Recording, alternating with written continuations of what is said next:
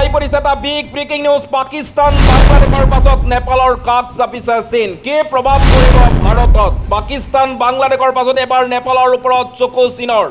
ভাৰতৰ বিৰুদ্ধে সম্ভৱতঃ কোনো ডাঙৰ ষড়যন্ত্ৰ ৰচিছে বাংলাদেশে, যাৰ বাবে এইবাৰ নেপালৰ ৰাজনীতিত সোমাই পৰিছে।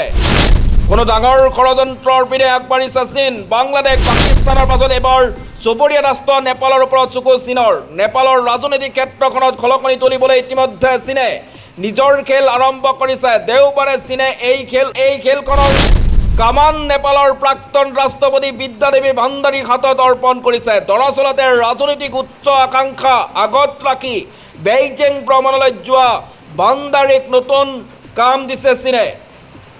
কাঞ্চীপুৰ মিডিয়া তথ্য অনুসৰি চীনে ভাণ্ডাৰীক নেপালৰ সকলো কমিউনিটিষ্ট দলক একত্ৰিত কৰাৰ কাম অৰ্পণ কৰিছে।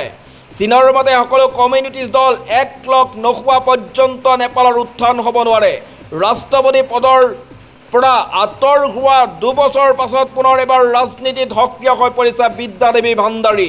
প্ৰাক্তন ৰাষ্ট্ৰপতিগৰাকী কেপি শৰ্মা অলিৰ দলৰ সৈতে জড়িত। বৰ্তমান সময়ত কেপি শৰ্মা অলি নেপালৰ প্ৰধানমন্ত্ৰী, কিন্তু বয়সৰ বাবে দলৰ বিভিন্নজনে তেওঁৰ বিৰোধিতা কৰি আছে। গতিকে ইয়াৰ মাজতে ভাণ্ডাৰী এতিয়া সক্ৰিয় হৈ পৰিছে।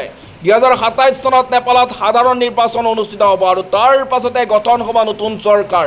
এনে সময়ত ভাণ্ডাৰীৰ দৃষ্টি প্ৰধানমন্ত্ৰী পদৰ ওপৰত। গতিকে এই কথাসমূহৰ ওপৰত লক্ষ্য ৰাখিয়ে ভাণ্ডাৰীয়ে বেইজিং ভ্ৰমণ কৰিছে।